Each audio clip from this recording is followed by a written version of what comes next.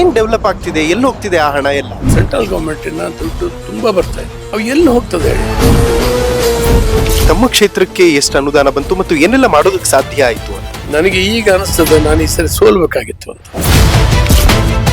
ನನಗೆ ಈಗ ಅನಿಸುತ್ತೆ ಈ ಸರ್ಕಾರದಲ್ಲಿ ಏನು ನಮ್ಮ ಸರ್ಕಾರದಲ್ಲಿ ಮಂಜೂರಾಗಿರುವಂತ 200 ಕೋಟಿ ರೂಪಾಯಿಗಳನ್ನೆಲ್ಲ ಲ್ಯಾಪ್ಸ್ ಮಾಡಿ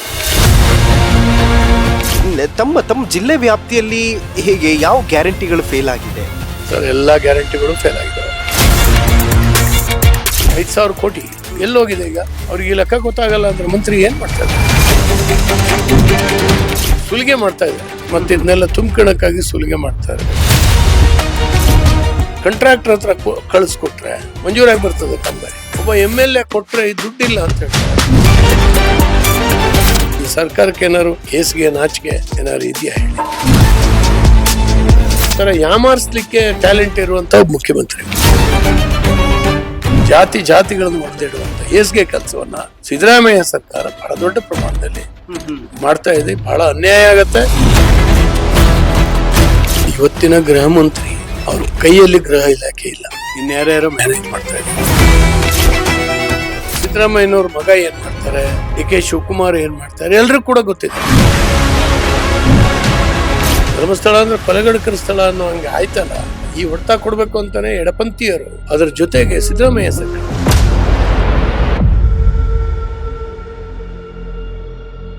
ಈ ಕಾರ್ಯಕ್ರಮದ ಪ್ರಾಯೋಜಕರು ವಿನಯ್ ಕುಮಾರ್ ತರೀಕೆರೆ, ಮಹಾಪ್ರಧಾನ ಕಾರ್ಯದರ್ಶಿ, ಬೆಂಗಳೂರು ಕೇಂದ್ರ ಲೋಕಸಭಾ ಕ್ಷೇತ್ರ, ಯುವ ಜನತಾ ದಳ. ಗೋಲ್ಡ್ ಲೋನ್ ಇಂಟ್ರೆಸ್ಟ್ ಎಷ್ಟು? 13,000 per month. ಅಭಯನಲ್ಲಿ ಇವತ್ತಿನ ಗೋಲ್ಡ್ ಪ್ರೈಸ್ ಚೆಕ್ ಮಾಡಿದ್ಯಾ? ಇಲ್ಲ. ಅಭಯನಲ್ಲಿ ಗೋಲ್ಡ್ ಸೇಲ್ ಮಾಡು, ಗೋಲ್ಡ್ ಇಂಟ್ರೆಸ್ಟ್ ಸೇವ್ ಮಾಡು. ಅಭಯ ಗೋಲ್ಡ್ ಬಯರ್ಸ್. ವೀಕ್ಷಕರೇ ನಮಸ್ಕಾರ, ನೀವು ನೋಡ್ತಾ ಇದ್ದೀರಾ ಹೆಲೋ ಹಿಂದೂ. ನಾನು ಸೈಯದ್ ಹಿದಾಯತ್. ಇವತ್ತು ಬೆಳಗಾವಿಯಲ್ಲಿ ನಾವಿದ್ದೀವಿ. ನಮ್ಮ ಜೊತೆ ಅದ್ಭುತವಾದಂತಹ ವ್ಯಕ್ತಿತ್ವ ಮಾತಿಗೆ ಸಿಕ್ಕಿದ್ದಾರೆ. ಸೊ ಬನ್ನಿ ಮಾತಾಡಿಸ್ತಾ ಹೋಗೋಣ. ಮಾಜಿ ಗೃಹ ಸಚಿವರು ಅರಗ ಜ್ಞಾನೇಂದ್ರ ಅವರು. ಸರ್, ಕಾರ್ಯಕ್ರಮಕ್ಕೆ ಪ್ರೀತಿಯ ಸ್ವಾಗತ. ಧನ್ಯವಾದಗಳು. ನಿಮ್ ಚಾನೆಲ್ ಜೊತೆಗೆ ಮಾತಾಡಕ್ಕೆ ಸಂತೋಷ ಆಗುತ್ತೆ, ಒಳ್ಳೇದಾಗಿದೆ. ಸರ್, ಮೊದಲನೇ ಪ್ರಶ್ನೆ, ಈಗ ನಡೀತಾ ಇರುವಂತಹ ಚಳಿಗಾಲ ಅಧಿವೇಶನದಲ್ಲಿ ಮಲೆನಾಡು ಭಾಗಕ್ಕೆ ಸಂಬಂಧಿಸಿದಂತೆ ಉತ್ತಮ ರೀತಿಯಲ್ಲಿ ಚರ್ಚೆಗಳು ಮತ್ತು ಅದಕ್ಕೆ ಸಂಬಂಧಿಸಿದ ಹಾಗೆ ಪರಿಹಾರಗಳು ಸಿಗುವಂತಹ ಭರವಸೆ ಇದೆಯಾ ಅಂತ? ನೋಡಿ, ನೀವು ನೋಡಿದಿರಿ, ಹೆಚ್ಚು ಅವಕಾಶಗಳು ಉತ್ತರ ಕರ್ನಾಟಕದ ಬಗ್ಗೆ ಮಾತಾಡಬೇಕು, ಅಲ್ಲಿ ಸಮಸ್ಯೆಗಳ ಬಗ್ಗೆ ಮಾತಾಡಬೇಕು, ಆ ಭಾಗದ ಹಿಂದುಳಿವಿಕೆಯ ಬಗ್ಗೆ ಮಾತನಾಡಿ ಅದಕ್ಕೊಂದು ಪರಿಹಾರೋಪಾಯ ಕಂಡುಹಿಡಿಬೇಕು ಅನ್ನುವಂತ ಕಾರಣಕ್ಕೆ ಮೊದಲನೇ ದಿವಸದಿಂದ ಅದು ಚರ್ಚೆ ಪ್ರಾರಂಭ ಆಗಿದೆ. ಅದು ಮೊನ್ನೆಗೆ ಮುಗ್ದಿದೆ. ನಿನ್ನೆ ಇಡೀ ಬೇರೆ ಬೇರೆ ಚರ್ಚೆಗಳು ಆಯ್ತು. ಇನ್ನ ಇರೋದು ಇವತ್ತು ಮತ್ತು ನಾಳೆ 2 ದಿವಸ, ನಾಳೆ ಮಧ್ಯಾಹ್ನದವರೆಗೂ ನಡೀಬಹುದು ಅಷ್ಟೇ. ಹಾಗಾಗಿ ಬಹಳ ದೊಡ್ಡ ಚರ್ಚೆಗಳು ಏನೂ ಆಗ್ಲಿಲ್ಲ. ನಾವು ಈಗ ಕೊಟ್ಟಂತ ಅನೇಕ ಸಂಗತಿಗಳು ಇನ್ನೂ ಕೂಡ ಚರ್ಚೆಗೆ ಬರಲಿಲ್ಲ. ನಾವು ಈಗಾಗಲೇ ಹಾಕಿದ್ದೀವಿ. ಮಲೆನಾಡಿನಲ್ಲಿ ನಡೆಯುವಂತ ಅಡಿಕೆ ಏನು ಬಹಳ ದೊಡ್ಡ ಕಮರ್ಷಿಯಲ್ ಕ್ರಾಪ್ ಇದೆ ನಮ್ಮ ದೇಶದ್ದು. ನಮ್ಮ ರಾಜ್ಯದಲ್ಲೇ ಸುಮಾರು 6 ಲಕ್ಷ ಹೆಕ್ಟೇರ್ ನಲ್ಲಿ ನಾವು ಬೆಳೀತಾ ಇದ್ದೀವಿ. ಹಾಗಾಗಿ ಅದಕ್ಕೆ ಎಲೆ ಚುಕ್ಕಿ ರೋಗ ಬಂದು ಅದು ತುಂಬಾ ನಾಶ ಆಗ್ತಾ ಇದೆ. ಬಹಳ ರೈತರು ಬೀದಿಗೆ ಬಿದ್ದಿದ್ದಾರೆ. ಇದ್ರ ಬಗ್ಗೆ ಚರ್ಚೆಗೆ ಕೊಟ್ವಿ, ರಿಟರ್ನ್ ಆನ್ಸರ್ ಬಂದಿದೆ, ಬಟ್ ಅಲ್ಲಿ ಚರ್ಚೆ ಆಗ್ಲಿಕ್ಕೆ ಸಾಧ್ಯ ಆಗ್ಲಿಲ್ಲ. ಇವತ್ತು ನಾಳೆ ಏನಾದ್ರೂ ಆಗ್ತದ ಅಂತ ನಾನು ನಿರೀಕ್ಷೆ ಮಾಡ್ತಾ ಇದ್ದೀನಿ. ಉಳಿದಂತೆ ಅನೇಕ ಸಂಗತಿಗಳು ಇತ್ತು. ಅದು ಪ್ರಾಣಿ ಮತ್ತು ಮನುಷ್ಯನ ಸಂಘರ್ಷದ ವಿಷಯ ಇತ್ತು. ಹಾಗೇನೆ ಕಾಡಿನ ಒಂದು ಸಮಸ್ಯೆಗಳಿತ್ತು. ಇವೆಲ್ಲವೂ ಕೂಡ ದೊಡ್ಡ ಪ್ರಮಾಣದಲ್ಲಿ ಚರ್ಚೆ ಆಗ್ಬೇಕಾಗಿತ್ತು. ಅದು ಚರ್ಚೆಗೆ ಇದುವರೆಗೂ ಕೂಡ ಸರಿಯಾದ ಅವಕಾಶಗಳು ಸಿಕ್ಲಿಲ್ಲ. ಮತ್ತೆ ಉತ್ತರ ಕರ್ನಾಟಕ ಬಿಟ್ಟು ನಾವು ಚರ್ಚೆಗೆ ಅವಕಾಶ ಕೊಡಿ ಅಂತ ಹೇಳುವಂತದ್ದು ಸ್ವಲ್ಪ ಕಷ್ಟ ಆಗ್ತಾ ಇತ್ತು. ಯಾಕಂದ್ರೆ ಉತ್ತರ ಕರ್ನಾಟಕ ಅಷ್ಟೊಂದು ಬ್ಯಾಕ್ವರ್ಡ್ನೆಸ್ ಇದೆ, ಇವತ್ತು ಕೂಡ ಇದೆ. ಅಲ್ಲಿರ್ತಕ್ಕಂತ ಮುಖಂಡತ್ವ ಇವೆಲ್ಲವೂ ಕೂಡ ಕಾರಣ. ಅದಕ್ಕೆ ಹಣ ಏನ್ ಕಮ್ಮಿ ಹೋಗ್ಲಿಲ್ಲ. 76 ವರ್ಷದಲ್ಲಿ ಬೇರೆ ಬೇರೆ ಭಾಗಗಳು ಮೇಲ್ ಬಂದಿದ್ದಾವೆ. ಉತ್ತರ ಕರ್ನಾಟಕದ ಕೆಲವು ಭಾಗಗಳು ಅವರಿಗೆ ಮುಖ್ಯಮಂತ್ರಿಗಳಾಗಿದ್ರು, ಮಂತ್ರಿಗಳಾಗಿದ್ರು, ಅಂತವ್ರ ಕ್ಷೇತ್ರವೇ ಬ್ಯಾಕ್ವರ್ಡ್ ಇದೆ ಅಂತ ಹೇಳಿ ಹೇಳುವಾಗ ನಮ್ಗೆ ಆಶ್ಚರ್ಯ ಆಗ್ತದೆ, ಯಾಕೆ ಹೀಗಾಗ್ತದೆ ಅಂತ ಹೇಳಿ. ಹಾಗಾಗಿ ನಮ್ಮ ಒಟ್ಟಾರೆ ಕರ್ನಾಟಕ ಮೇಲ್ ಬರ್ಬೇಕಲ್ಲ, ಎಲ್ಲಾ ಭಾಗಗಳು ಮೇಲ್ ಬರ್ಬೇಕು. ಇದು ನಮ್ಮ ಆಶಯವೂ ಕೂಡ ಹೌದು. ಕನ್ನಡ ನಾಡು ಎಲ್ಲೋ ಒಂದ್ ಕಡೆ ಅಂಗವಿಕಲ ಆಗ್ಬಾರ್ದು. ಈ ದೃಷ್ಟಿಯಿಂದ ನಾವು ಅವ್ರಿಗೆ ಚರ್ಚೆಗೆ ಅವಕಾಶ ಮಾಡಿಕೊಟ್ಟಿದ್ದೀವಿ, ನಾವು ಅದರಲ್ಲಿ ಪ್ರವೇಶ ಮಾಡ್ತಾ ಇದ್ದೀವಿ. ಸರ್, KKRDB ಮಾದರಿಯಲ್ಲೇ ಕಿತ್ತೂರು ಕರ್ನಾಟಕಕ್ಕೂ ಕೂಡ ಒಂದು ವ್ಯವಸ್ಥೆ ಬೇಕು ಅನ್ನುವಂತಹ ಡಿಮ್ಯಾಂಡ್ ಇದೆ. ಅದರ ಜೊತೆಗೆ ಒಂದು ವೇಳೆ ನಿಮ್ಗೆ ಮಾಡಕ್ಕಾಗಿಲ್ಲ ಅಂತಂದ್ರೆ ಪ್ರತ್ಯೇಕ ರಾಜ್ಯ ಕೊಟ್ಟುಬಿಡಿ ಅನ್ನುವಂತಹ ಕೂಗು ಕೂಡ ಕೇಳಿ ಬರ್ತಾ ಇದೆ. ಏನ್ ತಮ್ಮ ಒಪಿನಿಯನ್ ಏನು ಪ್ರತ್ಯೇಕ ರಾಜ್ಯದ ಕೂಗಿನ ವಿಚಾರದಲ್ಲಿ? ಖಂಡಿತ ತಪ್ಪು. ನಮ್ಗೆ ಅಭಿವೃದ್ಧಿ ಆಗಲ್ಲ ಅಂದ ಕೂಡಲೇ ಪ್ರತ್ಯೇಕ ರಾಜ್ಯ ಕೊಡಿ, ಅಭಿವೃದ್ಧಿ ಆಗಲ್ಲ ಅಂದ ಕೂಡಲೇ ಪ್ರತ್ಯೇಕ ದೇಶ ಕೊಡಿ ಅಂತೇಳಿ ನಾಳೆ ಕೆಲವು ಭಾಗಗಳು ಹೇಳ್ಬೋದು. ಹಾಗಾಗೋದಿಲ್ಲ. ಎಲ್ಲಿ ಹಿಂದುಳಿದಿದೆ ಅದನ್ನು ಮುಂದೆ ತರುವಂತಹದ್ದು, ಈಕ್ವಲ್ ಮಾಡುವಂತಹದ್ದು, ಅವನ್ನೆಲ್ಲ ಮುಖ್ಯವಾಹಿನಿಗೆ ತರುವಂತಹದ್ದು ಒಂದು ನಾಗರಿಕ ಸರ್ಕಾರದ ಕರ್ತವ್ಯ. ಅದನ್ನ ಮಾಡ್ಬೇಕು. ಅವ್ರಿಗೂ ಕೂಡ ಕರ್ನಾಟಕದಿಂದ ಬೇರೆ ಹೋಗ್ಬೇಕು ಅಂತ ಹೇಳಿ ಬಯಸೋದಿಲ್ಲ.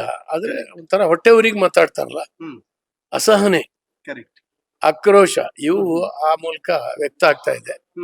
ಖಂಡಿತವಾಗೂ ಹಾಗೆ ಹೇಳೋರ್ದು ಆಶಯ ಏನೂ ಇಲ್ಲ. ಅದನ್ನ ಸರಿಪಡಿಸ್ಬೇಕು. ಈಗಾಗಲೇ ಕಿತ್ತೂರು ಕರ್ನಾಟಕದ ಕೆಲವು ತಾಲೂಕುಗಳು ಹಿಂದುಳಿದಿದ್ದಾವೆ, ಕೆಲವು ತಾಲೂಕುಗಳು ಮುಂದೆ ಬಂದಿದ್ದಾವೆ. ಅವೆಲ್ಲವನ್ನೂ ಕೂಡ ಸರ್ಕಾರ ಮಲತಾಯಿ ಧೋರಣೆ ತೋರಿಸ್ದೇನೆ ಎಲ್ಲಾ ಕಡೆಗೂ ಒಳ್ಳೇದ್ ಮಾಡ್ಬೇಕು. ಮತ್ತು ಯಾರು ಅಧಿಕಾರದಲ್ಲಿ ಇದ್ದಾರೆ, ಮೊನ್ನೆ ಕೂಡ ಹೇಳ್ತಾ ಇದ್ರು, ಒಂದ್ 2-3 ಜನ ಮಾತನಾಡಿದ್ನ ನೋಡಿದ್ರೆ ಇಡೀ ಕಲ್ಯಾಣ ಕರ್ನಾಟಕ ಎಲ್ಲೂ ಕೂಡ ಹಿಂದುಳಿದಿಲ್ಲ ಅಂತ ಹೇಳಿ ನಮ್ಗೆ ಅನ್ಸುತ್ತೆ. ಯಾಕಂದ್ರೆ ಲಕ್ಷ ಕೋಟಿ ಲೆಕ್ಕದಲ್ಲಿ ಬಂದಿದೆ ಅಂತ ಹೇಳಿ ಅವ್ರು ಫಿಗರ್ ಕೊಡ್ತಾ ಇದ್ರು. ನಾನು ಅದಕ್ಕಾಗಿ ಹೇಳಿದೆ ಮಧ್ಯದಲ್ಲಿ. ಸೊ ಇಷ್ಟೊಂದು ಮುಂದುವರೆದ್ರೆ ನಾವೇನು ಚರ್ಚೆ ಮಾಡುವ ಅವಶ್ಯಕತೆನೇ ಇಲ್ಲ. ಇಡೀ ಕರ್ನಾಟಕದ ಬೇರೆ ಬೇರೆ ಸಮಸ್ಯೆಗಳನ್ನು ಚರ್ಚೆ ಮಾಡೋಣ ಅಂತ ನಾನು ಹೇಳಿದೆ. ಆಮೇಲೆ ಅವರ ತಪ್ಪಿನ ಅರಿವಾಯ್ತು. ಯಾಕೆ ತಗೊಂಡು ಹೋಗಿದ್ದಾರೆ, ಕೇವಲ ಒಂದ್ ಜಿಲ್ಲೆಗೆ ತಗೊಂಡೋಗಿದ್ದಾರೆ. ಉದಾಹರಣೆ ಗುಲ್ಬರ್ಗಕ್ಕೆ ಸಿಕ್ಕಾಪಟ್ಟೆ ದುಡ್ಡು ಹೋಗಿದೆ. ಗುಲ್ಬರ್ಗದಲ್ಲೂ 2 ಕಾನ್ಸ್ಟಿಟ್ಯೂನ್ಸಿಗೆ ಜಾಸ್ತಿ ಹೋಗಿದೆ. 2 ಕಾನ್ಸ್ಟಿಟ್ಯೂನ್ಸಿಗೆ ಜಾಸ್ತಿ ಹೋಗಿದೆ. ಉಳಿದ ಕಾನ್ಸ್ಟಿಟ್ಯೂನ್ಸಿ ಮಲ್ತಾಯಿ ಧೋರಣೆ ಆಗಿದೆ. ಇವೆಲ್ಲವೂ ಕೂಡ ಅಲ್ಲಿರುವಂತ ಯಾರು ಮುಖಂಡರಿದ್ರು ಅವರ ಒಂದು ವಿಶಾಲ ಮನೋಭಾವನೆ ಇರ್ಲಿಲ್ಲ. ನನ್ನ ಕ್ಷೇತ್ರ ಉದ್ಧಾರ ಆಗ್ಬೇಕಷ್ಟೇ, ಉಳಿದದ್ದು ಏನ್ ಬೇಕಾದ್ರೂ ಆಗ್ಲಿ. ಆದ್ರೆ ಇಡೀ ಉತ್ತರ ಕರ್ನಾಟಕದ ಜನ ನಮ್ಮ ಈ ಲೀಡರ್ಶಿಪ್ ನಮ್ಗೇನಾದ್ರು ಮಾಡುತ್ತೇನೋ ಅಂತೇಳಿ ಹೇಳಿ ಯೋಚನೆ ಮಾಡ್ತಾ ಇದ್ದಾಗ ಅದಾಗ್ಲಿಲ್ಲ. ನೀವು ದಕ್ಷಿಣ ಕರ್ನಾಟಕದ ಇದು ಬೇರೆ ಬೇರೆ ಮಲೆನಾಡು ಕರ್ನಾಟಕ, ಮೈಸೂರು ಕರ್ನಾಟಕ ಏನಾಗಿದೆ ಅಂದ್ರೆ ಯಾಕದು ಮುಂದುವರಿತು ಅಂದ್ರೆ ಅಲ್ಲಿಯ ಲೀಡರ್ಶಿಪ್ ಇಡೀ ಆ ಭಾಗದ ಬಗ್ಗೆನೇ ಯೋಚನೆ ಮಾಡುತ್ತೆ. ಅಲ್ಲಿ ನೀರಾವರಿ ಇರ್ಬೋದು, ಅಲ್ಲಿ ಸಾಂಸ್ಕೃತಿಕತೆ ಇರ್ಬೋದು, ಅಲ್ಲಿ ಕರಾವಳಿಯ ಅಭಿವೃದ್ಧಿ ಇರ್ಬೋದು, ಮೀನುಗಾರರ ಅಭಿವೃದ್ಧಿ ಇರ್ಬೋದು, ಈ ಕಡೆ ಬೇರೆ ಬೇರೆ ಬೆಳೆಗಳು ಇರ್ಬೋದು, ಕೃಷಿ, ತೋಟಗಾರಿಕೆ, ರಸ್ತೆಗಳು, ಎಲ್ಲಾದ್ರ ಬಗ್ಗೆನೂ ಕೂಡ ಯೋಚನೆ ಮಾಡ್ತಾರೆ. ಹಂಗಾಗಿ ಇಲ್ಲಿಗಿಂತ ಸ್ವಲ್ಪ ಪರವಾಗಿಲ್ಲ ಅಲ್ಲಿ. ಬಟ್ ನನಗೆ ಬಹಳ ಆಶ್ಚರ್ಯ ಆಗುತ್ತೆ ಸರ್, KKRDB ಇದ್ದರೂ ಕೂಡ ಅಲ್ಲಿರುವಂತ ರಸ್ತೆಗಳು, ಅಲ್ಲಿರುವಂತ ಬಸ್ಗಳು, ಡಕೋಟಾ ಬಸ್ಗಳನ್ನ ಹಾಕ್ಬಿಡ್ತಾರೆ. ರಸ್ತೆಗಳು ಇವತ್ತು ಕೂಡ ಅಡ್ಡಾಡಕ್ಕಾಗಲ್ಲ. ನೆಲೋಗಿಯಲ್ಲಿ ಒಂದು ಬ್ರಿಡ್ಜ್ ಇದೆ, ಅಜಯ್ ಧರ್ಮ್ ಸಿಂಗ್ ಅವ್ರಿಗೆ ಸೇರುತ್ತೆ ಕ್ಷೇತ್ರ. ಅದು 15 ವರ್ಷದಿಂದ ಪೆಂಡಿಂಗೇ ಇದೆ ಸರ್. ಏನ್ ಡೆವಲಪ್ ಆಗ್ತಿದೆ, ಎಲ್ಲಿ ಹೋಗ್ತಿದೆ ಆ ಹಣ ಎಲ್ಲ ಅಂತ? ನಾನು ಅದ್ ಹೇಳ್ಬಾರ್ದು ಅಂತ ಇದ್ದೆ. ಅಜಯ್ ಧರ್ಮ್ ಸಿಂಗ್ಗೆ ಮೊನ್ನೆ ಮಾತಾಡ್ತಾ ಇದ್ರು, ಎಷ್ಟೆಷ್ಟು ಕೋಟಿ ತಂದಿದೀವಿ, ಹ್ಯಾಕ್ ತಂದಿದೀವಿ, ಸಂಭ್ರಮಿಸ್ತಾ ಇದ್ರು ಅವ್ರ ಮಾತಿನಲ್ಲಿ. ಸಂತೋಷ ಆಗತ್ತೆ ಅವ್ರು ಮಾತಾಡುವಾಗ, ತೊಂದ್ರೆ ಇಲ್ಲ. ಅವ್ರ ತಂದೆ ಮುಖ್ಯಮಂತ್ರಿ ಆಗಿದ್ರು. ಡೇ 1 ಇಂದಾನು ಅವರು ಮತ್ತು ಮಲ್ಲಿಕಾರ್ಜುನ್ ಖರ್ಗೆ ಅವರು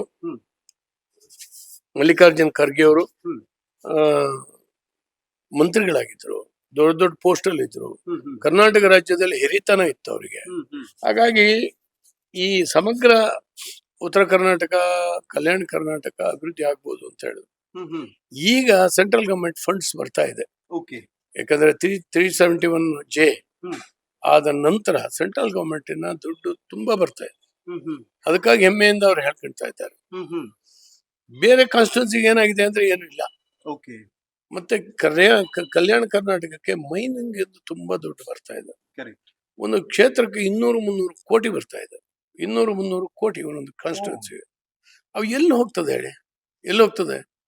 ಆ ರೋಡಿನ ಗುಣಮಟ್ಟ ಏನು, ನೀವು ಈಗ ಹೇಳಿದ್ರಲ್ಲ, ಆ ರೋಡಿನ ಗುಣಮಟ್ಟ ಯಾಕಾಗೋದಿಲ್ಲ? ಅಲ್ಲಿರೋ ವಾಹನಗಳು, ಬಸ್ಸುಗಳನ್ನ ಚೆನ್ನಾಗಿ ಓಡಿಸೋದಿಲ್ಲ ಯಾಕೆ? ಇವರು ಶೈಕ್ಷಣಿಕವಾಗಿ ಇಷ್ಟು ಹಣ ಹಾಕಿದ್ರು, ಎಷ್ಟು ಜನಕ್ಕೆ ಶಿಕ್ಷಣ ಸಿಕ್ಕಿದೆ? ಹಿಂದುಳಿದವರಿಗೆ ಯಾಕೆ ಹೋಗ್ಲಿಲ್ಲ ಅಲ್ಲಿ? ಇದನ್ನ ನೋಡುವಾಗ ನಮ್ಗೆ ಸಂತೋಷ ಆಗೋದು ಏನಂದ್ರೆ, ಇತ್ತೀಚೆಗೆ ಈ ಒಂದು 10-15 ವರ್ಷದಿಂದ ವಾಜಪೇಯಿ ಪ್ರಧಾನಿ ಆದ ನಂತರ ಅನೇಕ ನ್ಯಾಷನಲ್ ಹೈವೇಗಳು ಬಂತು. NHA ಮೋದಿಯವರ ಸರ್ಕಾರದಲ್ಲಿ ನ್ಯಾಷನಲ್ ಹೈವೇಗಳನ್ನ ಕೊಟ್ರು. ಅದರಿಂದಾಗಿ ಆ ಭಾಗದಲ್ಲಿ ಓಡಾಡ ನಾನು 25 ವರ್ಷದ ಹಿಂದೆ ಇಲ್ಲಿ ಸಂಚಾರ ಮಾಡಿದ್ದೀನಿ. ನಮ್ಗೆ ಬೇಜಾರು ಹಿಡಿದು ಹೋಗಿದೆ. ಒಂದು 50 ಕಿಲೋಮೀಟರ್ ಹೋಗ್ಬೇಕು ಅಂದ್ರೆ 2 ಗಂಟೆ 2.5 ಗಂಟೆ ಆಗ್ತಿತ್ತು. ಅಷ್ಟು ಹಿಂಸೆ ಆಗ್ತಿತ್ತು. ಮತ್ತೆ ಒಂದು ಸಾರಿ ಓಡಾಡಿದ್ವಿ ಅಂದ್ರೆ 2 ದಿವಸ ದಣಕಣಕ್ಕೆ ಬೇಕಾಗ್ತಿತ್ತು. ಅಷ್ಟು ಕಷ್ಟದಲ್ಲಿ ಇತ್ತು. ಈಗ ನ್ಯಾಷನಲ್ ಹೈವೇಗಳಾದ್ರ ಮೇಲೆ ನಿಮ್ಮ ಚಿತ್ರದುರ್ಗ, ಹೊಸಪೇಟೆ, ಬೇರೆ ಬೇರೆ ಎಷ್ಟು ಚೆನ್ನಾಗಿದೆ. ಬಳ್ಳಾರಿ ರಸ್ತೆಗಳು ಈ ಕಡೆ ಎಲ್ಲಾ ರಸ್ತೆಗಳು ಅಷ್ಟೇನೆ. ಗುಲ್ಬರ್ಗ, ರಾಯಚೂರು, ಹೈದರಾಬಾದ್ ಇವೆಲ್ಲ ರಸ್ತೆಗಳು ಬ್ಯೂಟಿಫುಲ್ ಆಗಿದಾವೆ. ಅದು ನ್ಯಾಷನಲ್ ಹೈವೇ ಸೆಂಟ್ರಲ್ ದುಡ್ಡು ಬಂತು, ಮೋದಿ ಸರ್ಕಾರದಿಂದ ಬಂತು. ಇವತ್ತು ಕುಡಿಯೋ ನೀರು ಕೂಡ ಅಷ್ಟೇನೆ. ಮೋದಿ ಸರ್ಕಾರ ಜೆಜೆಎಂ ತಂದ್ರ ಮೇಲೆ ಮತ್ತು ಬಹುಗ್ರಾಮ್ ಕುಡಿಯೋ ನೀರಿನ ಯೋಜನೆ ತಂದ್ರ ಮೇಲೆ ಒಂದು ಶುದ್ಧ ಕುಡಿಯುವ ನೀರನ್ನ ಮನೆ ಮನೆಗೆ ಕೊಡುವ ಹಾಗಾಗಿದೆ. ಈ ಭಾಗದಲ್ಲಿ ನೀರೇ ಒಳ್ಳೇದಿರ್ಲಿಲ್ಲ. ಅದರಿಂದ ರೋಗ ರುಜಿನಗಳು ಸಿಕ್ಕಾಬಟ್ಟೆ ಬರ್ತಾ ಇತ್ತು. ಇದರಿಂದಾಗಿ ಆ ಭಾಗ ಹಿಂದುಳಿದಕ್ಕೆ ಮತ್ತೆ ಇಲ್ಲಿಂದ ಗುಳೆ ಹೋಗುವಂತದ್ದು. ಇದೊಂದು ಬಹಳ ಬೇಜಾರಾಗ್ತದೆ. ನೀವು ಬೇಸಿಗೆ ಬಂತಲ್ಲ ಅಂದ್ರೆ ಕುಡಿಯೋ ನೀರಿಲ್ಲ, ಇದಿಲ್ಲ, ಗುಳೆ ಹೋಗ್ತಾ ಇದ್ರು. ಮಕ್ಕಳ ಶಿಕ್ಷಣ ವಂಚಿತ ಆಗ್ತಾ ಇದ್ರು. ಬೇರೆ ಭಾಗದಲ್ಲಿ ಹೋಗಿ 5-6 ತಿಂಗಳು ಮಳೆಗಾಲ ಇಲ್ಲಿ ಬರೋವರೆಗೆ ಅವರು ಬೇರೆ ಕಡೆ ಕೂಲಿ ಮಾಡ್ತಾ ಇದ್ರು. ಆಮೇಲೆ ಬರ್ತಾ ಇದ್ರು. ಒಂಥರ ಕೌಟುಂಬಿಕ ಜೀವನನೇ ಇಲ್ಲಿ ಹಾಳಾಗೋಗಿತ್ತು. ಇದರ ದುಷ್ಪರಿಣಾಮ ಇವತ್ತು ಈ ಭಾಗದಲ್ಲಿ ಎದ್ದು ಕಾಣ್ತಾ ಇದೆ. ಸೊ ಇತ್ತೀಚೆಗೆ ಒಳ್ಳೇದಾಗಿದೆ. ಕಬ್ಬಿಗೆ ರೇಟ್ ಬಂದಿದೆ, ಒಳ್ಳೇದಾಗ್ತಾ ಇದೆ. ನೋಡೋಣ ಏನೋ ಆಗ್ಬೋದು. ಇನ್ಫ್ಯಾಕ್ಟ್ ನಾವು ಇಡೀ ದೇಶ ಸಂಚಾರ ಮಾಡಿದ್ವಿ ಸರ್. 13 ರಾಜ್ಯಗಳು 13,000 ಕಿಲೋಮೀಟರ್ ಅಂತ ಒಂದು ಸಂಚಾರ ಮಾಡಿದ್ವಿ. ಎಲ್ಲೂ ಕೂಡ ರಸ್ತೆಗಳು ಹಳ್ಳ ದಿಣ್ಣೆಗಳಿದೆ ಅಂತ ಫೀಲ್ ಆಗೋದಿಲ್ಲ. ಖಂಡಿತ ಸರ್. ನಮ್ಗೆ ನಾನು 91ರಲ್ಲಿ ಜರ್ಮನಿ, ಸ್ವಿಟ್ಜರ್ಲೆಂಡ್, ಡೆನ್ಮಾರ್ಕ್, ಇಂಗ್ಲೆಂಡ್ ಆ ದೇಶಗಳಿಗೆ ಹೋಗಿದ್ದೆ. ನಾನು ಮಿಲ್ಕ್ ಡೈರಿ ಶಿವಮೊಗ್ಗ ಅಧ್ಯಕ್ಷನಾಗಿದ್ದು KMF ನಮ್ಗೆ ಅಲ್ಲಿ ಕಳ್ಸಿತ್ತು. ಹೋದಾಗ ನನ್ಗೆ ಆಶ್ಚರ್ಯ ಆಗ್ತಿತ್ತು. ಅಪ್ಪ, ನಮ್ಗೆ ಈ ರಸ್ತೆ ಕಾಣೋದು ನಾವು ಯಾವಾಗ ನಮ್ಮ ದೇಶದಲ್ಲಿ 1 ಕಿಲೋಮೀಟರ್ ಇರ್ಲಿಲ್ಲ ರೀ ಅವಾಗ. ಯಾವಾಗ ಕಾಣ್ತೀವಿ ಇಂಟರ್ನ್ಯಾಷನಲ್ ಲೆವೆಲ್ ಈ ರಸ್ತೆಗಳು ಇವೆಲ್ಲ ಇಷ್ಟು ಚೆನ್ನಾಗಿದಾವೆ, ಎಷ್ಟು ಅದೃಷ್ಟವಂತರಲ್ಲ ಇವರು ಅಂತೇಳಿ ಹೇಳಿ. ವಾಜಪೇಯಿ ಬಂದ್ರ ಮೇಲೆ ಸ್ವರ್ಣಮಾಲಾ ಆ ರಸ್ತೆ ಬಂತು. ಅವಾಗ ನಾವು ಈ ಕಡೆ ಎಲ್ಲ ಬಂದು ನೋಡ್ಲಿಕ್ಕೆ ಬರ್ತಿದ್ವಿ. ಎಷ್ಟು ಚೆನ್ನಾಗಿದೆಯಲ್ಲ, ನಮ್ ದೇಶಕ್ಕೂ ಈ ಸೌಭಾಗ್ಯ ಬಂತಲ್ಲ ಅಂತೇಳಿ ಹೇಳಿ. ಈಗಂತೂ ನೀವ್ ಹೇಳ್ದಾಗೇನೆ ಅನೇಕ ಆಕ್ಸಿಡೆಂಟ್ ಆಗ್ತಾ ಇದೆ. ಹೇಗಂದ್ರೆ ಡ್ರೈವರಿಗೆ ಕೆಲಸ ಇಲ್ಲ. ಗಾಡಿ ಹೋಗ್ತಾ ಇರ್ತದೆ, ಅದು ಎಷ್ಟು ಸ್ಪೀಡ್ ಹೋಗ್ತದೆ ಅಂತೇಳಿ ನಮ್ಮ ಸ್ಪೀಡೋಮೀಟರ್ ನೋಡಿದ್ರೆ ಗೊತ್ತಾಗ್ತದೆ, ಇಲ್ದಿರ ಗೊತ್ತೇ ಆಗುದಿಲ್ಲ. ಆ ಪರಿಸ್ಥಿತಿನಲ್ಲಿ ಆಕ್ಸಿಡೆಂಟ್ಸ್ ಜಾಸ್ತಿ ಆಗ್ತಾ ಇದೆ. ಅಂದ್ರೆ ಅಂತಾರಾಷ್ಟ್ರೀಯ ಗುಣಮಟ್ಟದ ರಸ್ತೆಗಳು, ಸಂಪರ್ಕಗಳು ಇವತ್ತು ಆಗ್ತಾ ಇದಾವೆ. ನಿಮ್ಗೆ ಗೊತ್ತಿದೆ, ಒಳ್ಳೆ ರಸ್ತೆಗಳು ದೇಶವನ್ನ ಆರ್ಥಿಕವಾಗಿ ಚೈತನ್ಯ ಮಾಡುತ್ತೆ ಅಂತ ಹೇಳುವಂತದ್ದು. ಇವತ್ತು ನಮ್ಮ ದೇಶಕ್ಕೆ ಅದಾಗಿದೆ. ರೈಲ್ವೆ, ನೀವು ಉತ್ತರ ಕರ್ನಾಟಕದ ರೈಲ್ವೆ ಬಹಳ ಚೆನ್ನಾಗೈತೆ ಈಗ ಮೋದಿ ಸರ್ಕಾರ ಬಂದ ನಂತರ. ಹಾಗಾಗಿ ಇವತ್ತು ಕೇಂದ್ರ ಸರ್ಕಾರ ತುಂಬಾ ಹಣ ಕೊಡ್ತಾ ಇದೆ, ತುಂಬಾ ಹಣ. ಆದ್ರೆ ಇವರು ನಮ್ಮ ರಾಜ್ಯದ ಮುಖಂಡರುಗಳು, ಕಾಂಗ್ರೆಸ್ ಮುಖಂಡರು ಆದ್ರೂ ಕೂಡ ಅನವಶ್ಯಕತೆ ಟೀಕೆ ಮಾಡ್ತಾ, ಬಹಳ ಕೆಟ್ಟದಾಗಿ ಕೇಂದ್ರ ಸರ್ಕಾರದ ಬಗ್ಗೆ ಮಾತನಾಡ್ತಾ, ಮತ್ತೆ ಏನೇ ಸಹಾಯವನ್ನು ಕೇಳಲಿಕ್ಕೆ ಹೋಗದೇನೆ ಈ ಅಭಿವೃದ್ಧಿನೇ ಹಾಳು ಮಾಡ್ತಾ ಇದ್ದಾರೆ. ಸರ್, ಕಳೆದ 2.5 ವರ್ಷದಲ್ಲಿ ತಮ್ಮ ಕ್ಷೇತ್ರಕ್ಕೆ ಎಷ್ಟು ಅನುದಾನ ಬಂತು ಮತ್ತು ಏನೆಲ್ಲ ಮಾಡೋದಕ್ಕೆ ಸಾಧ್ಯ ಆಯ್ತು ಅಂತ? ಸರ್, ನನ್ನ ಕ್ಷೇತ್ರಕ್ಕೆ ನನಗೆ ಬೇಜಾರಾಗುತ್ತೆ. 2.5 ವರ್ಷದ ಹಿಂದೆ ನಮ್ದೇ ಸರ್ಕಾರ ಇತ್ತು. ಕೇವಲ 3 ವರ್ಷದಲ್ಲಿ 3,250 ಕೋಟಿ ನಾವು ತಂದಿದ್ದೀವಿ.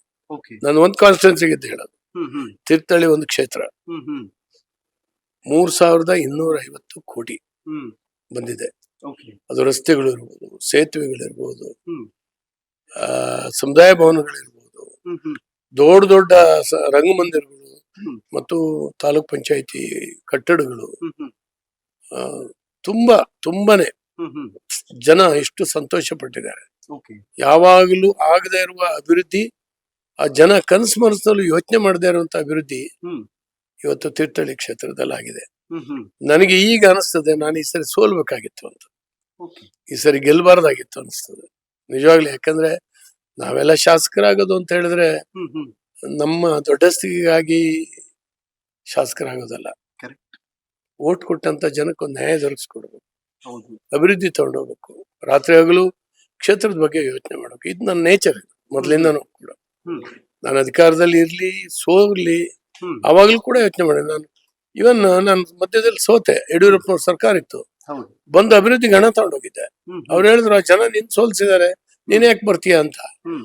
ಆದ್ರೆ ಹೇಳಿದ್ರು ನನ್ ಸೋಲ್ಸಿರ್ಬೋದು, ಆದ್ರೆ ನೀವು ಆ ಕ್ಷೇತ್ರ ಸೋಲ್ಸ್ಬೇಡಿ, ನಿಮ್ಮ ಮೇಲೆ ಅಭಿಮಾನ ಇದೆ ಅಂತ ಹೇಳಿ ನಾನು ತಗೊಂಡೋಗ್ತಿದ್ದೆ. ಹ್ಮ್. ಹ್ಮ್. ಹ್ಮ್. ಯಾಕಂದ್ರೆ ಆ ಕ್ಷೇತ್ರ ನಿಜವಾಗ್ಲೂ ನಾವೆಲ್ಲ ನಿಮ್ಗೆ ಗೊತ್ತಿದೆಯಲ್ಲ ಗೊತ್ತಿಲ್ಲ, ನಮ್ಗೆ ಯಾವ ಹಿನ್ನೆಲೆ ಇಲ್ಲ, ಹೌದು. ಶ್ರೀಮಂತ ಮನೆತನ ಅಲ್ಲ ನಮ್ದು, ಹೌದು.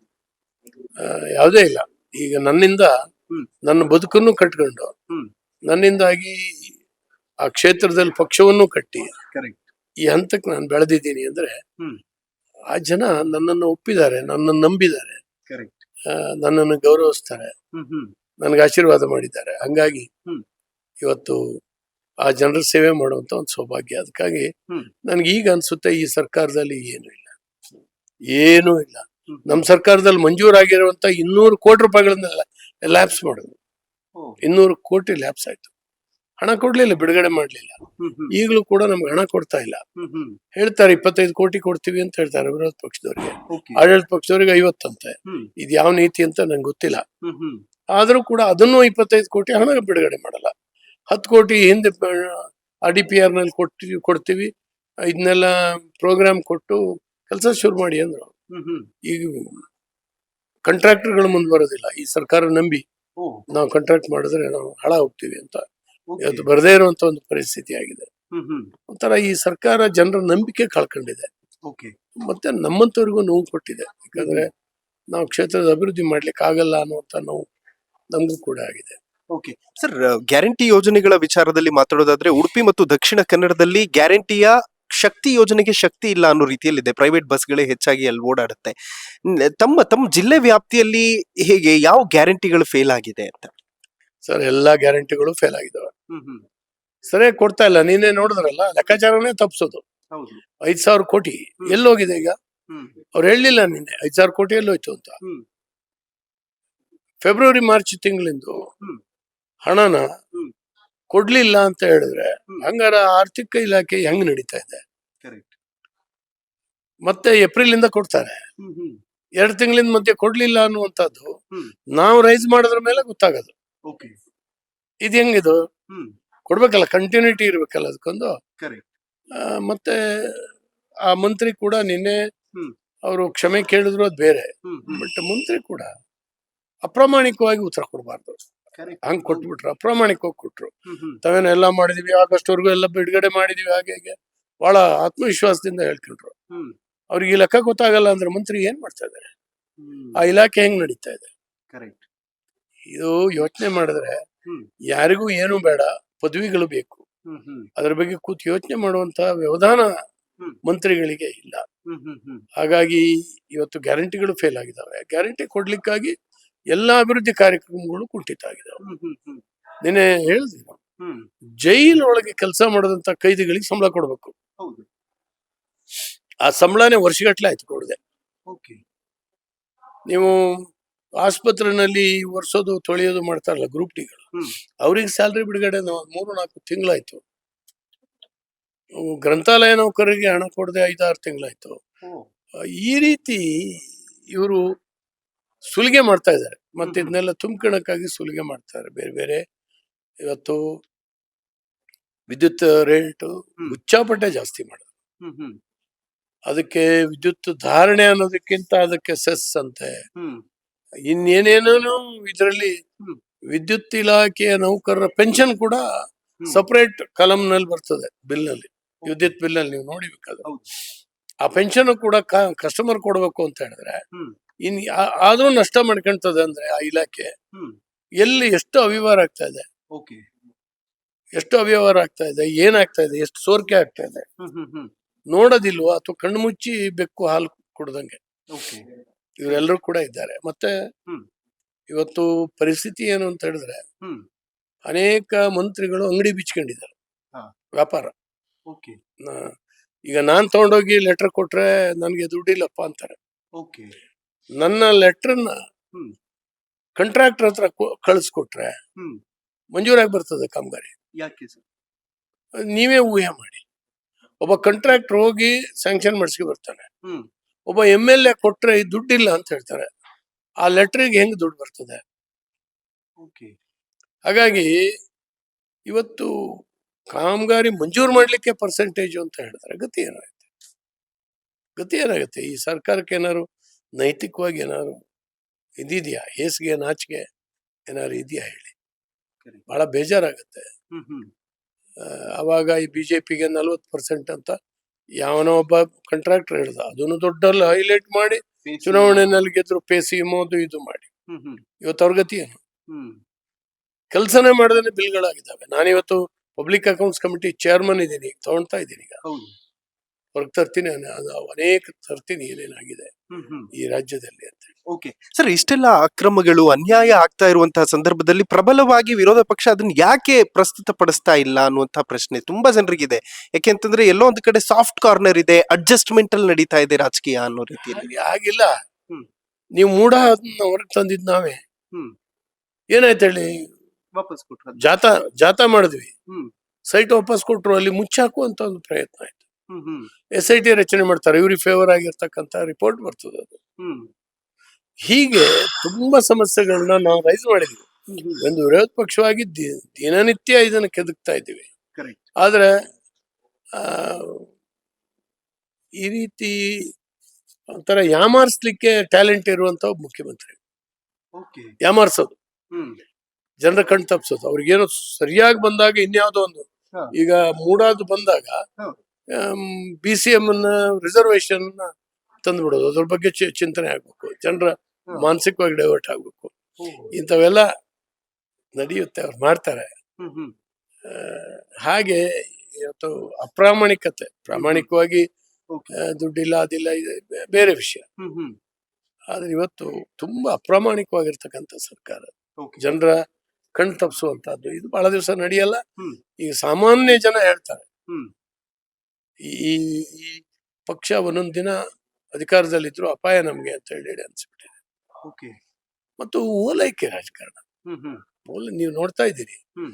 1600 ಕೋಟಿ ಉರ್ದು ಶಾಲೆಗಳಿಗಾಗಿ ಇಟ್ಟಿದ್ದಾರೆ. ನಾನು ಹೇಳೋದು, ಹ್ಮ್ ಉರ್ದು ಶಾಲೆಯಲ್ಲಿ ಯಾರು ಓದ್ತಾರೆ? ಹ್ಮ್ ಮುಸ್ಲಿಮರ ಮಕ್ಕಳು ಮಾಡ್ತಾರೆ. ಹೌದು. ನಾನು ಹೇಳೋದು, ನನ್ನ ಮಗು ಹ್ಮ್. ಮತ್ತು ನನ್ನ ಊರಿನ ಮುಸ್ಲಿಮರ ಮಗು ಹ್ಮ್. ಒಂದೇ ಶಾಲೆ ಒಳಗೆ ಕೂತು ಓದದೇ ಇದ್ರೆ, ಒಂದು ಹಾಸ್ಟೆಲ್ ಒಳಗಡೆ ಊಟ ಮಾಡದೇ ಇದ್ರೆ, ಒಂದು ಫೀಲ್ಡ್ ಅಲ್ಲಿ ಆಟ ಆಡದೇ ಇದ್ರೆ, ಪ್ರತ್ಯೇಕ ಮನೋಭಾವ.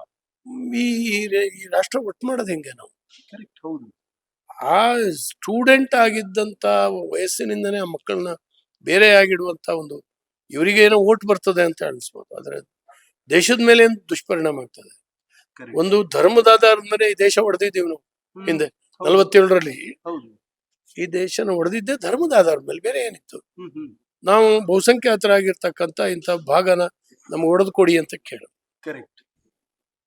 ಅದರಿಂದ ಎಚ್ಚೆತ್ಕೋಬೇಕಾಗಿತ್ತು ನಾವು ಎಲ್ಲರೂ. ಇಲ್ಲಿರುವ ಮುಸ್ಲಿಮರು ಹ್ಮ್. ಅಲ್ಲಿ ಬೇಡ ನಮ್ಗೆ, ನಮ್ಗೆ ಇದೇ ದೇಶ ಅಂತ ಉಳಿದವರು. ಹ್ಮ್ ಅವ್ರನ್ನ ನಾವು ವಿಶ್ವಾಸಕ್ಕೆ ತಗೊಂಡು ಹ್ಮ್ ಇಲ್ಲಿ ನಾವು ಒಟ್ಟಾಗಿ ಬದುಕುವಂತ ಎಲ್ಲ ವ್ಯವಸ್ಥೆಯನ್ನ ಮಾಡಬೇಕಾಗಿತ್ತು. ಓಕೆ. ಇದು ಮಾಡ್ತಾ ಇಲ್ಲ ಈ ಸರ್ಕಾರವೇ. ದುರುದ್ದೇಶಪೂರ್ವಕವಾಗಿ ಹ್ಮ್.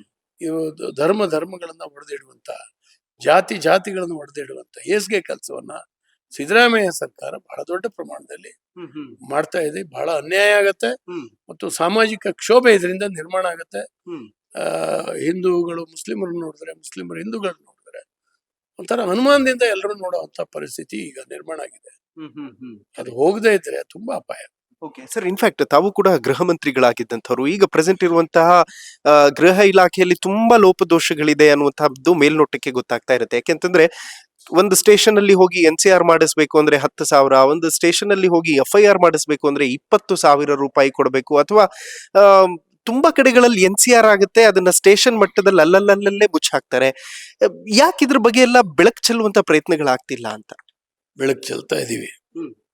ಉದಾಹರಣೆಗೆ ಇವತ್ತಿನ ಗೃಹ ಮಂತ್ರಿ ಅವ್ರ ಕೈಯಲ್ಲಿ ಗೃಹ ಇಲಾಖೆ ಇಲ್ಲ, ಇನ್ಯಾರ್ಯಾರೋ ಮ್ಯಾನೇಜ್ ಮಾಡ್ತಾ ಇದ್ದಾರೆ. ಯಾರು ಸರ್?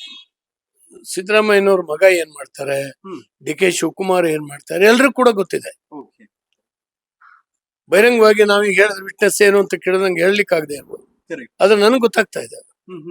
ಇವ್ರ ಟ್ರಾನ್ಸ್ಫರ್ಸ್ಗಳು, ಅದರಲ್ಲಿ ಎಷ್ಟು ದುಡ್ಡು ನಡೆಯುತ್ತೆ, ಇಂತಿಂತ ಸ್ಟೇಷನ್ಗೆ ಇಷ್ಟಿಷ್ಟು ಅಂತ ಹೇಳಿ ಫಿಕ್ಸ್ ಆಗೋಗಿದೆ. ನಾನು ಅದನ್ನ ತೆಗ್ದಿದ್ದೆ. ನಾನು ಗೃಹ ಮಂತ್ರಿ ಆಗಿದ್ದಾಗ ಅದನ್ನ ಪ್ರಾಮಾಣಿಕವಾಗಿ ತೆಗ್ದಿದ್ದೆ. ನೀವು ಕೇಳಿ, ಯಾರನ್ನಾರು ಒಬ್ಬ ಪೊಲೀಸ್ ಅಧಿಕಾರಿಯನ್ನ ಕೇಳಿ. ನಾವು ಕೈ ಬಾಯಿ ಸ್ವಚ್ಛವಾಗಿ ಇಟ್ಕೊಂಡು ಒಂದು ಗೃಹ ಇಲಾಖೆಯನ್ನು ಸರಿ ಮಾಡಬೇಕು ಅಂತೇಳಿ ಹೇಳಿ ನನಗೆ ಸಿಕ್ಕಿದ್ದೆ 2.5 ವರ್ಷ ಅವಧಿ, ಬಹಳ ಜಾಸ್ತಿ ಏನು ಸಿಕ್ಲಿಲ್ಲ. ನನ್ನ ಕೈಲಾದಂತ ಪ್ರಯತ್ನವನ್ನ ಇಲಾಖೆ, ಜೈಲು ಅವೆಲ್ಲ ಸರಿ ಮಾಡುವಂತ ಎಲ್ಲ ಪ್ರಾಮಾಣಿಕ ಪ್ರಯತ್ನವನ್ನ ನಾನು ಮಾಡಿದ್ದೇನೆ. ಇವತ್ತು ಏನಾಗ್ತದೆ, ಪೊಲೀಸನ್ನ ಡಿಮೊರಲೈಸ್ ಮಾಡ್ತಾ ಇದ್ದಾರೆ.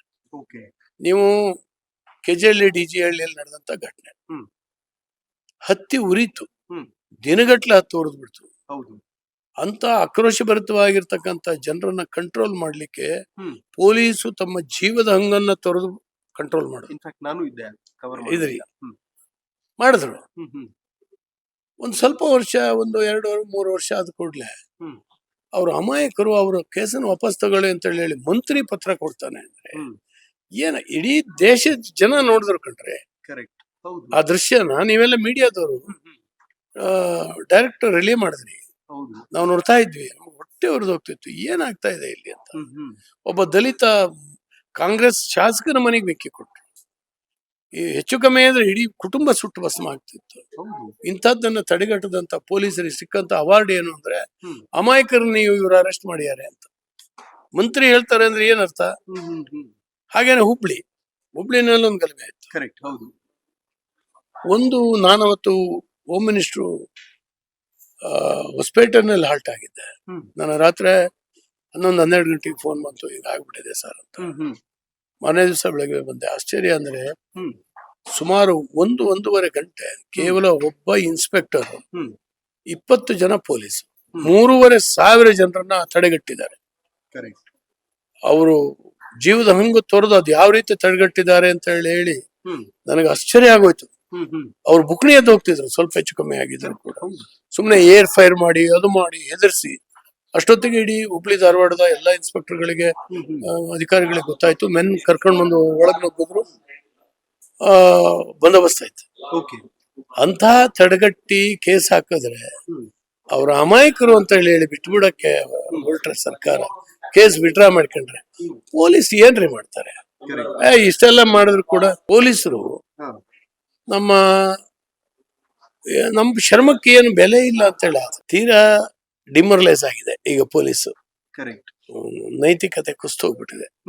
ಹಾಗಾಗಿ ನಾವು ಹೀಗಿರೋದಕ್ಕಿಂತ ಹೀಗಿರೋದು ಒಳ್ಳೇದು ಅಂತ ಹೇಳಿ ಆದಷ್ಟು ದುಡ್ಕೊಳೋದು, ಡ್ಯೂಟಿಲಿ ಇರೋ ಸಮಯ ಏನೋ ಹೆಂಡತಿ ಮಕ್ಳಿಗೆ ಏನಾದ್ರು ಮಾಡ್ಕೊಂಡು ಹೋಗೋಣ ಅಂತ ಇದ್ದಾರೆ. ಸರ್, ಇನ್ಫ್ಯಾಕ್ಟ್ ನೀವು ಗೃಹ ಮಂತ್ರಿಗಳಾಗಿದ್ದ ಟೈಮಲ್ಲಿ ತಮ್ಮ ಮನಸ್ಸಿಗೆ ಘಾಸಿಯಾಗುವ ರೀತಿಯಲ್ಲಿ ಮಾಧ್ಯಮಗಳು ಟೀಕೆ ಮಾಡಿದಂತ ಉದಾಹರಣೆಗಳಿದೆ. ಈಗ ಹೋಮ್ ಮಿನಿಸ್ಟರ್ ಅವರಿಗೆ ಗೊತ್ತಿಲ್ಲ, ಹೋಮ್ ಮಿನಿಸ್ಟರ್ ಅಂತಂದ್ರೆ ಸಾಕು ಮುಖ ಸಣ್ಣ ಮಾಡ್ಕೋತಾರೆ, ಅವ್ರ ರಿಯಾಕ್ಷನ್ ಚೇಂಜ್ ಆಗ್ಬಿಡುತ್ತೆ. ಮತ್ತು ಸರ್ಕಾರದಲ್ಲಿರುವಂತವ್ರು ಅವರ ವಿರುದ್ಧ ಬರುವಂತ ಆರೋಪಗಳನ್ನ ಮತ್ತು ಅವರ ವಿರುದ್ಧ ಬರುವಂತ ಟೀಕೆಗಳನ್ನ ತಗೊಳ್ತಾ ಇಲ್ಲ ಸರಿಯಾದ ರೀತಿಯಲ್ಲಿ ಅಂತ. ಖಂಡಿತ ಪರಮೇಶ್ವರ್ ಅವರಿಗೆ ಆ ಇಲಾಖೆ ಮಿಸ್ ಮ್ಯಾಚ್ ಆಗ್ತಾ ಇದೆ. ಅವರು ಸ್ವಲ್ಪ ಸೂಕ್ಷ್ಮ ಸ್ವಭಾವಿ, ಸೂಕ್ಷ್ಮರು. ಹಾಗಾಗಿ ನೀವು ಹೋಮ್ ಇಲಾಖೆಯನ್ನ ನಿಭಾಯಿಸುವವರು ಕಠಿಣವಾಗಿ ಸ್ವಲ್ಪ ಇರ್ಬೇಕು. ನೀವು ಪೊಲೀಸರನ್ನ ಹೆಂಗ್ ಬೈತಾರೋ ಹೋಮ್ ಮಿನಿಸ್ಟರ್ನು ಹಂಗೆ ಬೈತಾರೆ.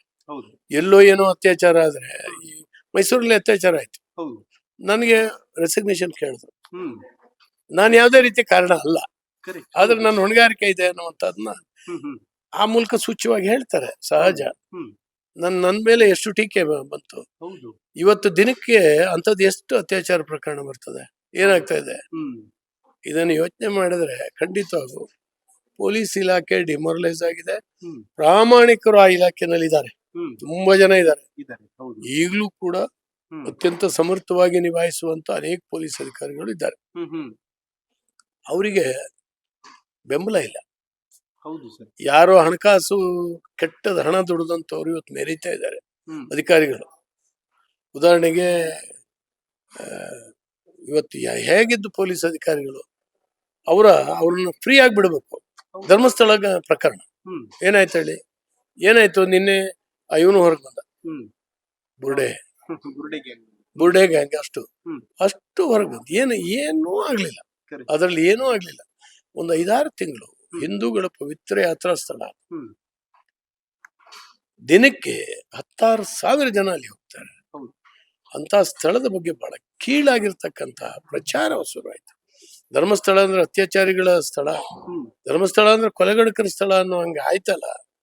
ಸಾಮಾನ್ಯದ ಹೊಡ್ತಾ ಇಲ್ಲ. ಈ ಹೊಡ್ತಾ ಕೊಡ್ಬೇಕು ಅಂತಾನೆ ಎಡಪಂಥೀಯರು ಟೂಲ್ ಕಿಟ್ ಆಗಿ ಕೆಲಸ ಮಾಡಿದ್ರು. ಅದ್ರ ಜೊತೆಗೆ ಸಿದ್ದರಾಮಯ್ಯ ಸೇರ್ಕೊಂಡ್ರು. ಅವ್ರು ಹೇಳ್ದಂಗೆ ಕೇಳಿದ್ರು. ಅವ್ರು ಹೇಳ್ದವ್ರನ್ನ SIT ಅಧಿಕಾರಿಗಳನ್ನಾಗಿ ಮಾಡಿದ್ರು. ಹಾಗಾಗಿ ಆ ವಿಚಾರಣೆನೂ ಸರಿ ನಡೀಲಿಲ್ಲ. ಅದು ಸರಿಯಾದ ಕೇಸೇ ಹಾಕ್ಲಿಲ್ಲ. ಬೇಲೆಬಲ್ ಕೇಸ್ಗಳು ಎಲ್ಲ ಆರಾಮಿದ್ದಾರೆ, ಏನ್ ತೊಂದರೆ ಇಲ್ಲ. ಬಟ್ ಆಗುವಂತ ಡ್ಯಾಮೇಜ್ ಧರ್ಮಸ್ಥಳಕ್ಕೆ ಆಗೋಯ್ತು. ಈ ದೇಶದ ಸಾಂಸ್ಕೃತಿಕ ಒಂದು ಕ್ಷೇತ್ರಕ್ಕೆ ಬಹಳ ದೊಡ್ಡ ದಾಳಿ ಇದು. ಇವೆಲ್ಲವೂ ಕೂಡ ಆಗ್ತಾ ಇದೆ. ಪೊಲೀಸ್ ಇಲಾಖೆ ಎಷ್ಟೆಷ್ಟು ದೊಡ್ಡ ಹಿರಿಯ ಅಧಿಕಾರಿಗಳಿದ್ರೆ ಹೇಳಿ, ಅವ್ರ ಬಗ್ಗೆ ನನ್ಗೆ ಬೇಜಾರಾಗತ್ತೆ. ಒಂಥರ ಅಯ್ಯೋ ಪಾಪ ಅನ್ಸುತ್ತೆ. ಅವ್ರೇನು ಮಾಡ್ಲಾರು, ಇವರೇ ಹೇಳ್ತಾರೆ, ಅಡ್ವೈಸ್ ಮಾಡ್ತಾರೆ, ನೀನ್ ಹಿಂಗ್ ಓಡಾಡು, ಏನು ಮಾಡಬೇಡ ಅಂತ ಹೇಳಿದಾರೆ. ಹಂಗ್ ನಡ್ಕೊಂಡಿದ್ದಾರೆ ಅವ್ರ ರೀತಿ ಕೆಲಸ ಮಾಡ್ಲಿಲ್ಲ. ಎಲ್ಲ ಪೊಲೀಸ್ ಇಲಾಖೆಯನ್ನ ಬಹಳ ಕೆಟ್ಟ ದಾರಿಗೆ ತಗೊಂಡೋಗ್ತಾ ಇದೀವಿ. ಸರ್, ಕೊನೆ ಪ್ರಶ್ನೆ. 2028 ಚುನಾವಣೆಗೆ ದಿನಗಳ ಲೆಕ್ಕದಲ್ಲಿ ಎಲ್ಲರೂ ಕೂಡ ಕೆಲಸ ಮಾಡ್ತಾ ಇದ್ದಾರೆ, ಪಕ್ಷದ ಕಾರ್ಯಕರ್ತರಾಗ್ಲಿ ಅಥವಾ ನೆಕ್ಸ್ಟ್ ಕಂಟೆಸ್ಟ್ ಮಾಡುವಂತಹ ಆಕಾಂಕ್ಷಿಗಳಾಗ್ಲಿ. JDS ಇಷ್ಟು ಸ್ಥಾನ ಕೇಳ್ತಿದೆ, ಬಿಜೆಪಿ ಇಷ್ಟು ಸ್ಥಾನ ಕೇಳ್ತಿದೆ ಅನ್ನುವಂತ ಚರ್ಚೆ ಹೊರಗಡೆ ನಡೀತಾ ಇದೆ. ಇನ್ನೂ 2.5 ವರ್ಷ ಇದೆ. ಅಷ್ಟರೊಳಗೆ ಚುನಾವಣೆ ಬರ್ಬೋದೇನೋ ಅನ್ಸುತ್ತೆ ಈ ಸರ್ಕಾರ ಪರಿಸ್ಥಿತಿ. ನಮ್ದಂತೂ 365 ದಿವಸನೂ ಸಂಘಟನೆಯ ಕೆಲಸ ನಡೀತಾನೆ ಇರ್ತದೆ. ನೀವು ಬಿಜೆಪಿ ಒಬ್ಬ ಸಾಮಾನ್ಯ ಕಾರ್ಯಕರ್ತನಿಗೆ ಕೇಳಿ ಅಯ್ಯೋಪ ಸಾಕು ಅನ್ಸುತ್ತೆ. ಪ್ರತಿ ದಿವಸ ಕೆಲಸ, ಸಂಘಟನೆ ಕಟ್ಟುವ ಕೆಲಸ. ಹೀಗಾಗಿ ಇಡೀ ದೇಶದಲ್ಲಿ ಬಿಜೆಪಿ ಏನು ಅಲ್ಲದೆ ಇರುವಂತ, ಕೆಲವೇ ವರ್ಷದಲ್ಲಿ ಏನು ಅಲ್ಲದೆ, ಹಿಂದೆ ಏನು ಅಲ್ಲದೆ ಇರುವಂತ ಬಿಜೆಪಿ ಇವತ್ತು ದೇಶ ಆಳ್ತಾ ಇದೆ. ಒಂದು 3/4 ಭಾಗಕ್ಕಿಂತ ಹೆಚ್ಚು ಸ್ಟೇಟ್ಗಳಲ್ಲಿ ಅದು ಅಧಿಕಾರದಲ್ಲಿ ಇದೆ ಅಂತ ಹೇಳಿದ್ರೆ ಒಬ್ಬೊಬ್ಬ ಕಾರ್ಯಕರ್ತನ ಬೆವರು, ಶ್ರಮ ಅದ್ರ ಹಿಂದಕ್ಕಿದೆ. ಆ ರೀತಿ ನಾವು ಸಂಘಟನೆ ಕೆಲಸ ಆಗ್ತಾನೆ ಇದೆ. 28 ಚುನಾವಣೆಗಲ್ಲ, ನಾಳೆ ಚುನಾವಣೆ ಬಂದ್ರು ನಾವು ತಯಾರು. ಆ ರೀತಿನಲ್ಲಿ ಸಂಘಟನೆಯನ್ನ ಸಜ್ಜುಗೊಳಿಸ್ತಾ ಇದೆ. ಏನು ತೊಂದರೆ ಆಗೋದಿಲ್ಲ. ನಮ್ಮ ಹಿರಿಯರು ನಿರ್ಧಾರ ಮಾಡ್ತಾರೆ. ಪಕ್ಷ ಟಿಕೆಟು JDS ಎಷ್ಟು ಕೊಡ್ಬೇಕು, ನಾವೆಷ್ಟು ಇಟ್ಕೋಬೇಕು, JDS ಈ ಸರಿ ಒಟ್ಟಿಗೆ ತಗೊಂಡೋಗ್ಬೇಕು ಅನ್ನುವಂಥದ್ದು ಒಂದು ನಿರ್ಧಾರ ಆಗಿದೆ. ಒಟ್ಟಿಗೆ ಹೋಗ್ತಾ ಇದೀವಿ. ಸರ್, ತಾವು ಮತ್ತು ಯಡಿಯೂರಪ್ಪ ಅವರು ಸಮಕಾಲೀನರು. ಯಡಿಯೂರಪ್ಪ ಅವರ ಪ್ರೆಸೆನ್ಸ್ ಮತ್ತು ಈಶ್ವರಪ್ಪ ಅವರ ಪ್ರೆಸೆನ್ಸ್ ಇಲ್ಲದೆ ಇರುವಂತಹ ಸದನ ಯಾಕೋ ಖಾಲಿ ಖಾಲಿ ಅಂತ ಕಾಣಿಸ್ತಾ ಇದೆ ಅಂತ. ನಿಜವಾಗ್ಲು ಅದರಲ್ಲೂ ಯಡಿಯೂರಪ್ಪನವ್ರು ಇಲ್ಲದೆ ಇರುವಂತ ಸದನ ಕಲ್ಪನೆ ಮಾಡ್ಕೊಂಡ್ಲಿಕ್ಕ. ಅವ್ರ ಗರ್ಜನೆ, ಅವ್ರ ಸಿಟ್ಟು, ಇವೆಲ್ಲವೂ ಕೂಡ ಎಷ್ಟು ಪರಿಣಾಮ ಬೀರ್ತಿತ್ತು ಹೌಸ್ ಅಲ್ಲಿ ಅಂತ ಹೇಳಿ ಎಲ್ಲರಿಗೂ ಕೂಡ ಗೊತ್ತಿದೆ. ಅವ್ರು ಇಲ್ಲ, ವಯೋಸಹಜವಾದಂತ ನಿವೃತ್ತಿ ಅವ್ರದ್ದು. ಈಗ ಬೇಜಾರಾಗ್ತದೆ. ಆ ಹಂತಕ್ಕೆ ನಾವು ಆ ಸ್ಥಾನನ ತುಂಬಬೇಕಷ್ಟೇ. ಆ ಪ್ರಯತ್ನದಲ್ಲಿ ಇದ್ದೇವೆ. Thank you so much sir, ಬಹಳ ಖುಷಿ ಆಯ್ತು ಮಾತಾಡಿ ತಮ್ಮ ಜೊತೆ. ಧನ್ಯವಾದಗಳು. ನನ್ನನ್ನು ಇವತ್ತು ಬೆಳಿಗ್ಗೆ ಇಂಟರ್ವ್ಯೂ ಮಾಡ್ತಾ ಇದ್ದೀರಿ. ನಿಮ್ಗೆ, ನಿಮ್ ಚಾನಲ್ಗೆ ಒಳ್ಳೇದಾಗ್ಲಿ. ಚಾನಲ್ನ ವೀಕ್ಷಕರಿಗೆ ಶುಭಾಶಯಗಳನ್ನು ಕೋರ್ತಾ ಇದ್ದೀನಿ. ನಮಸ್ಕಾರ. ನೋಡಿದ್ರಲ್ಲ ವೀಕ್ಷಕರೇ, ಇದಿಷ್ಟು ಮಾನ್ಯ ಮಾಜಿ ಗೃಹ ಮಂತ್ರಿಗಳು ಅರಗ ಜ್ಞಾನೇಂದ್ರ ಅವರ ಮಾತುಗಳು. ಅದೇನೇ ಇದ್ರು ಕೂಡ ಸರ್ಕಾರದ ಕಾರ್ಯವೈಖರಿಯ ಚಿತ್ರಣವನ್ನ ನಿಮ್ಮ ಮುಂದೆ ಬಿಚ್ಚಿಡುವಂತಹ ಒಂದು ಪ್ರಯತ್ನವನ್ನ ಮಾಡಿದ್ರು. ಬಹುಶಃ ತಮ್ಮೆಲ್ಲರಿಗೂ ಕೂಡ ವಿಚಾರ ಕನ್ವೆ ಆಗಿರುತ್ತೆ ಅಂತ ಅನಿಸ್ತದೆ. ನೋಡ್ತಾ ಇರಿ ಹೆಲೋ ಹಿಂದೂ. ನಾನು ಸೈಯದ್ ಹಿದಾಯತ್, ಸೈನಿಂಗ್ ಆಫ್, ಬೆಳಗಾವಿಯಿಂದ.